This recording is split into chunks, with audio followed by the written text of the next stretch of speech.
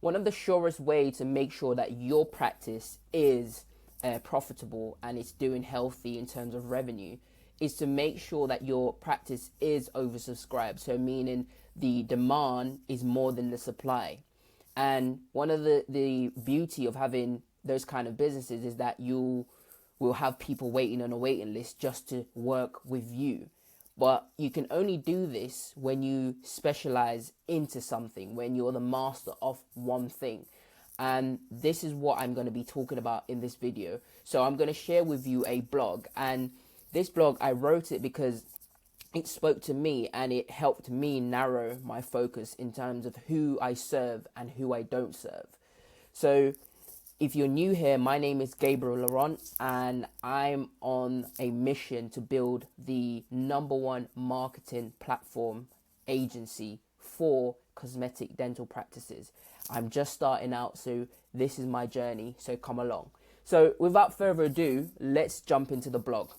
And don't worry, it's not going to be one of those long ones. It's only like 500 words, if that. So let's jump straight into it. So here we go. So it says, "Dear doctors and dentists, which category do you fall in? The practice with a predictable system to soup up new patients without dumping tons of cash in ads? Or is it the practice that's experiencing more famine than feast?" If you're in the first bucket, then you don't need to read this, and congrats, you're doing well. But if you're in the second bucket, then let me walk you through an idea you should consider for your practice's future success. So here's the problem. Imagine for a moment you're searching for agencies to help you advertise. So you've diagnosed a problem. Maybe, for example, your ads are getting the click, but people are not turning up to the consultations, to the smile assessments or the appointments. So you're thumbing through Google and you're looking for a agency that you think can do the work. Bearing in mind, there's also these constraints where you're busy. You know, you potentially, you've got a family. You also have patients to see. You have all the other works. You know, you're wearing so many hats. So time is of the essence. You don't have enough time on your hands. So you're looking for quickly what can 2 or 3 options that you might be good enough.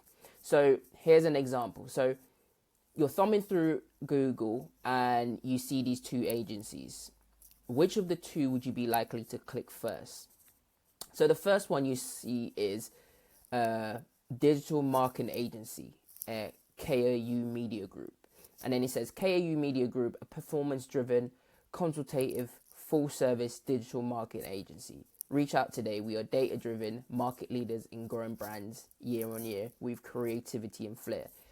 Okay, not specific to what you want, and then, your mind is having to do gymnastics to see, will this be the right option for me? And there's this rule that I would implore that all dentists, all doctors, all dental practice owners to follow.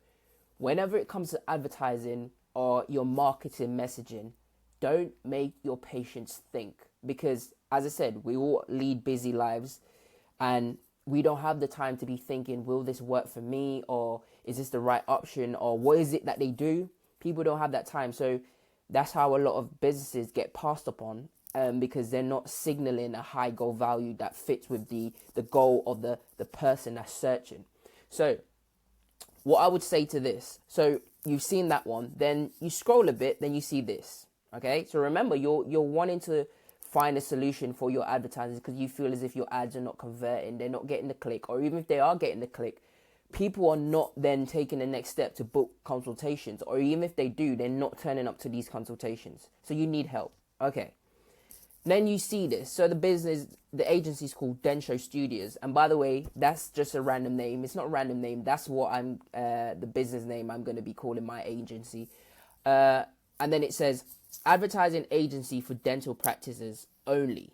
Now, I was like, okay, cool. That, they're talking my language now. They're talking about the niche that I'm in. That's me. That's how I identify.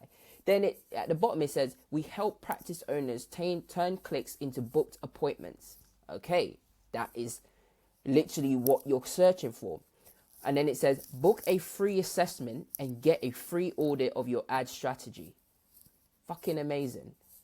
That's exactly what we want. And then it says, trusted by 3,259 practice owners.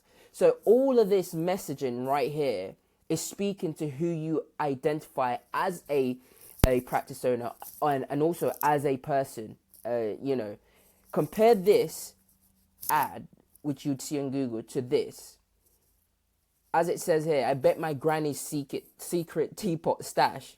You would click on this one because it's more relevant to what you want. But rather than getting all preachy, I want to share with you a story. And bear in mind, this was a documentary I watched on this guy, and I'll share who he is in a moment. And it changed my outlook of how I was approaching when I decided to leave my job as a full-time social worker to create an agency. Because I didn't have a clue what I was doing. I was just, throwing stuff at the wall and hoping it would stick. So here's a quote where it says, if you try to be everything to everyone, you end up being nothing to no one. And that's powerful. It's really narrowed my focus in terms of who I serve and who I don't. So it says here, a hero of mine is the Japanese chef Jaro Ono. I hope I'm saying that right. I hope I'm not butchering it. He owns a restaurant. It's called Suki Yabasho Jaro. It's in the Ginza district of Tokyo, Japan. So here's the details. It will shock you. So this guy, he's been making sushi for over 60 years. So he's just mastered it. And when you watch the documentary, it's like the sushi is so minimal, and they source their sushi ingredients. And here's the other thing. Here's the other thing to remember. The sushi only has 3 ingredients. So it's the rice, the fish, and soya sauce. Okay? And both the fish and the rice has a special way of preparing. Like, for example, if you wanted octopus with your sushi, they massage the octopus for like 40 minutes. And over the years, he's trialed and done different ways or different times to massage octopus. Now they've found the optimal time of 40 minutes. So everything is done from a mastery level. Also, the person that he sources his fish from is the best vendor in that space. So everything is only from the best. And because he only serves sushi, then all the steps, all the ingredients, they can just focus and hone and serve the best quality sushi you can find. And when I say they only serve sushi, I don't mean like they serve sushi, but they also might have another. No, when you go to this restaurant, it's only sushi you're getting. Literally, that's it. So let's go through the details. So it's located. This is what I'm saying. It will shock you. When you watch the documentary, it will blow your mind. It's located in the basement of a subway station.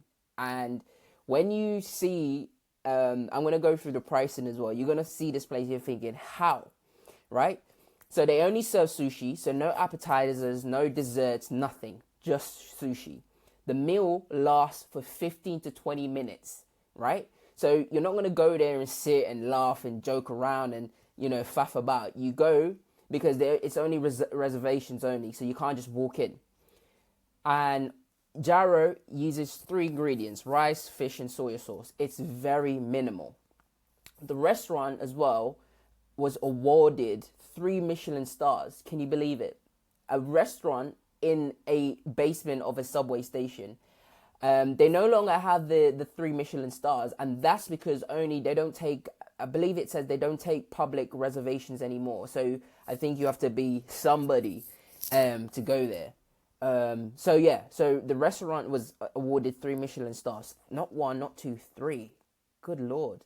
Now, also, Jaro hosted Barack Obama. This was in 2014, I believe, and the Japan Prime Minister Shinzo Abe. I hope I'm saying that right. And here's a picture below. So the Suki Yabasho, the restaurant, it seats 10 people. So you see, it's not for everyone. It's only 10 people. You can only book reservations, and within 15 or 20 minutes, you gotta eat your sushi and up. So it's very efficient system. It's a very efficient system that Jaro has created for his restaurant. And your visit, it will set you back 300 to 450, and I'm sure that's gone up now. Because that was the pricing then when I watched the documentary probably a year and a half ago. Not a year and a half ago, probably a year ago. So yeah, so your visit will set you back. So imagine 20 minutes and then you're paying out $450 for just sushi, nothing else. This is where it got me and it made me chuckle. There's no restroom. So if you need a toilet, good Lord, you better find a toilet in the subway station. That's your best bet. And you have to wait months to get on the waiting list. Now, so here is the picture of the restaurant, and that is Gyro and his son. All right, and I think Gyro he's now 100 years old. Can you believe that? And he's retired, but he's still working because he just loves it. And that's why the documentary is called Gyro Dreams of Sushi, because he said in the documentary how he dreams of sushi whilst he's sleeping. So you see, this guy is obsessed about mastering one thing and being a specialist at one thing. This is what we do. This is who we serve, and to hell to the others that don't like it. So here's what Gyro had to say, and he said this. I believe he said this in the documentary. It's comfortable for people who like to have sushi served at a fast pace. But for people who want to drink and eat slowly while chatting, it will not be a comfortable eating experience. How is that for positioning and highlighting exactly who it is you serve and who you don't? And that's powerful. That's why I highlighted there. And when you think of it, people have this notion that if you go deeper, not wider, and you just serve one person or one customer avatar, it means you earn less money, which is completely false. It's a fallacy, and I'm going to show you why it's not true. So let's just do some back of the napkin maths. Right, so Suki Yabasha opening time is 5 hours 30 minutes each day for 6 days per week. In 20 or 30 minutes, they make a average of £4,310. I've just done the conversion into pounds because I'm in the UK, so it was much easier that way. Obviously, if you're in the US, or you can convert it to dollars, right? Most restaurants don't make that in a day, huh? Are you with me?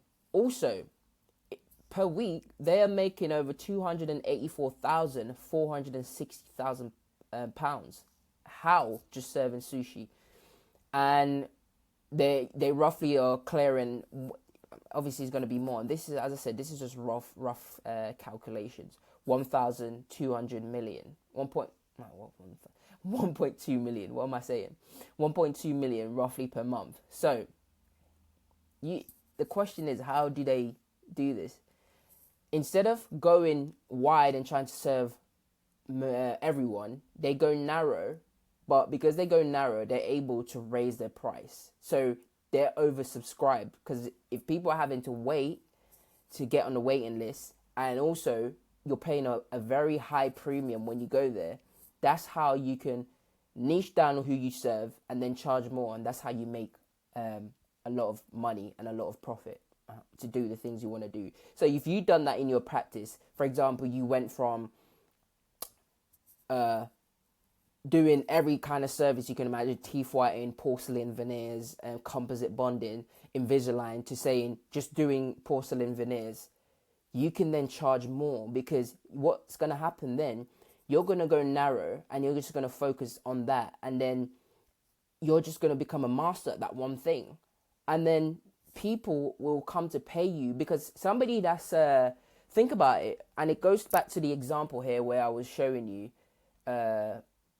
you're looking for a solution. So if somebody is looking for a solution for a digital marketing agency, and then they see this and you're a practice owner, you're going to go for this. It's the same way if somebody's looking for porcelain veneers, because that's the solution to their problems, and that it is exactly who or what you specialize in.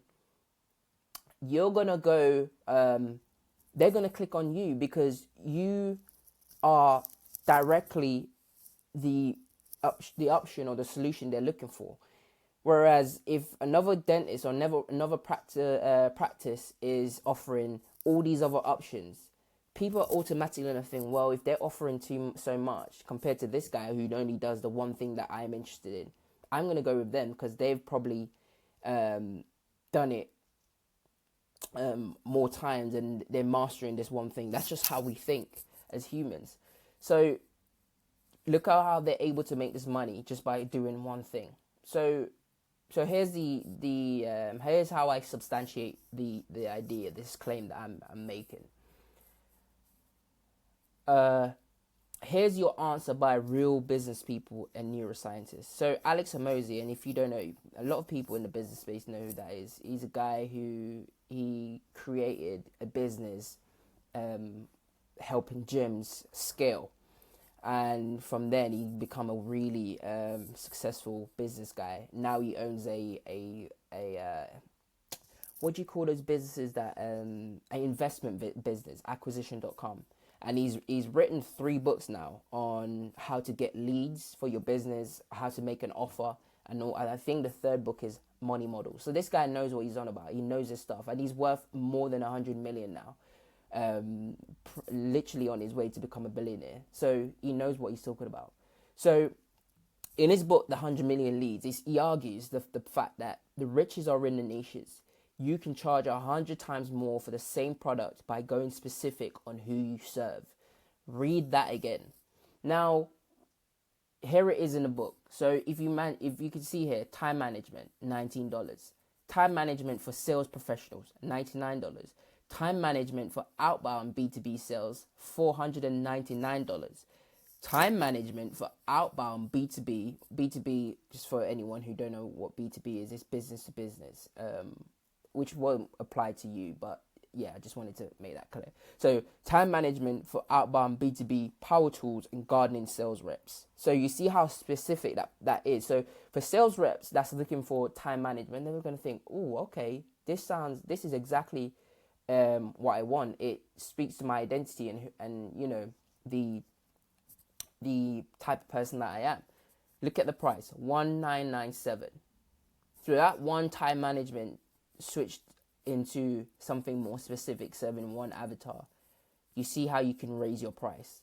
So let's substantiate this with actual science, because I'm very big on science and, you know, what the science has to say. So here's an excerpt for one of my favorite books called Decoded, The Science Behind Why We Buy. And it's all about neuroscience and how people make buying decisions. So here it is. Neuroscience have discovered something called gold value signaling. When a product or service clearly fits with somebody's goal or someone's goal, their brain assigns it higher value and they're willing to pay more. Read that again. Their brain assigns it higher value and they're willing to pay more. And it makes sense, because if you think about it, look at Gyro's restaurant. People are paying premium price for sushi. Go anywhere else that serves sushi on a just randomly. They can't demand those prices. It just won't work. So yeah, read that again. That's why I highlighted these in yellow, because it tells you that when you go niche and you become a master or a specialist in something rather than everything, being a jack of all trades, it doesn't work. When you go niche, you can demand higher prices because people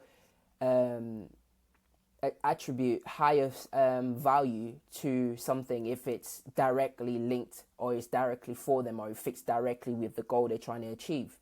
So here it says simplicity is the ultimate advantage, especially in business. And here's how I said this related to me and helped me narrow my focus in terms of who I serve and who I don't.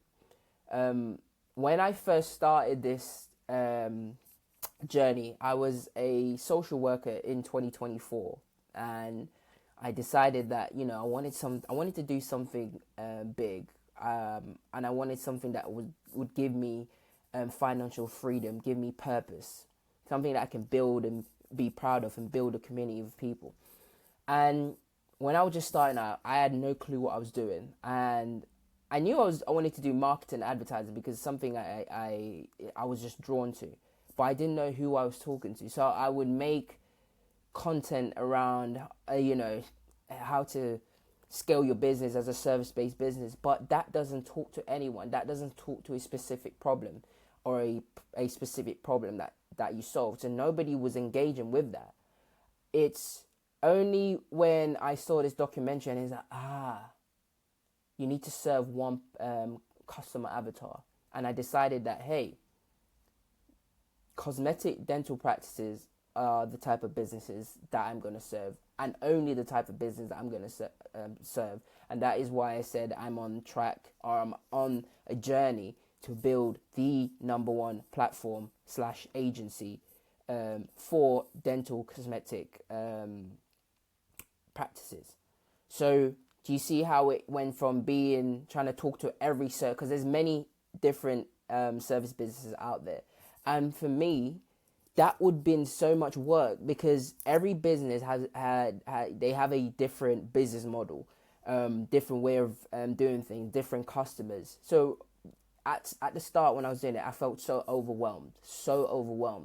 Whereas when you narrow down your focus in terms of who you serve, for example, in your practice, if you was to stop doing all the services that you provided and just do one, but do it well, one, you could demand more higher prices, and I've proven that in the content I mentioned earlier. Your marketing messaging is going to be much more clearer and easier to understand, and talks exactly to the person's pain point. Everything in your business in terms of operations and deliverables is going to be much easier. It's going to be much easier for you to train your staff in, because imagine if you're just training one product compared to if you're having to train so many different products to your staff. That's how you drain yourself, and that's how you spread yourself thin. And that's why I see a lot of dental practice owners where they're running themselves into the ground because they've just got too much things going on. And when it comes to scaling your business, you have to start narrow and then go wide. Don't get me wrong, I'm not saying we can't offer other services, but I think especially if you're below 1 million in revenue, you should 100% focus on one product. And then when you've got everything dialed in, everything streamlined, you're not worrying about acquiring customers, you're doing the best work, getting super results, then you can start adding services, or then you can expand to different locations. So that's what I got from watching that documentary. So I hope you've and I don't want to preach to you, because at the end of the day, it's your life, it's your practice. You have to pick what's best for you. But I thought that was it made sense to me, and that is why I'm sharing you. So now I want to share with you a dentist, or a cosmetic dentist even, but this guy's from America. His name is Dr. Ryan Savage, from Orange County in California. So he specializes in high quality porcelain veneers. He's considered the top veneer dentist in Orange County, with patients traveling from Florida to California specifically for his veneer work. So notice he's only doing one thing. And if you look, I'm going to show you his Instagram bio. It says veneer specialist, nothing else. Yes, they might offer other services, but that's because they're already now established, and they're not worried for money, or wondering where the next customer is going to come from. They have people flying from the other side of the United States to come and see him. So let me show you in context, because I like to put things in context. We all know how big the US is. Look all the way from Florida to California in Orange County that people are flying. And in context, again, by vehicle, it's 37 hours. I'm sure somebody's not going to drive 37 hours. They'll just take the plane. But one other thing that I want to mention as well that I didn't mention, when you are able to niche down and charge more for your products, it means you attract higher quality patients. Because if somebody can't afford a plane ticket to go and get this work done, they're not going to drive 37 hours. So immediately you know that the people that's interacting with this guy, his business, are people who are not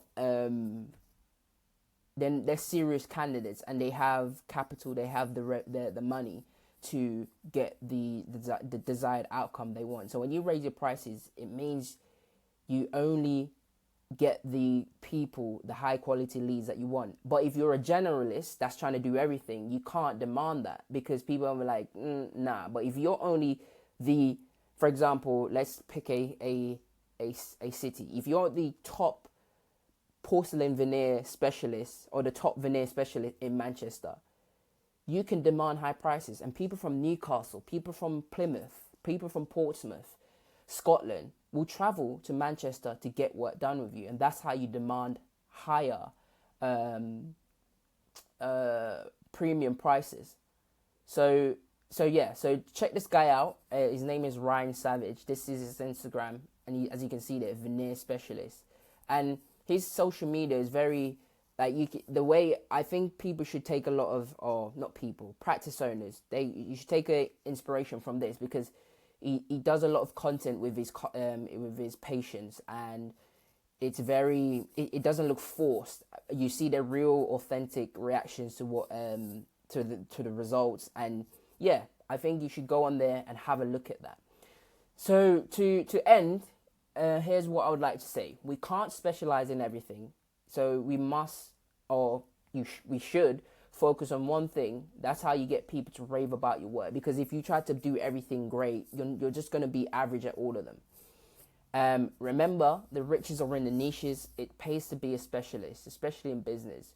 Wishing you success in your practice. And yeah, I'd encourage you as well to watch the documentary that I watched, Jaro Dreams of Sushi. It's truly inspiring. I think people who watches it, especially if you're aspiring to be a business owner in any niche, it doesn't have to be a practice owner. It will inspire in terms of narrowing down and serving just one customer avatar and serving them well. And then when you feel as if everything's dialed in, then you can expand, which you don't have to. You can just stick to that one thing, become the master, the specialist, the practice that people travel all over to see. That's how you become oversubscribed as a dental practice owner. So I'm going to stop the video there. I hope you found value in this video. Let me know in the comments your thoughts, and I'm going to be dropping more videos like this, so stay tuned. Like, subscribe, share with share with anyone that you think it will help. Any practice owners, any dentists. Peace.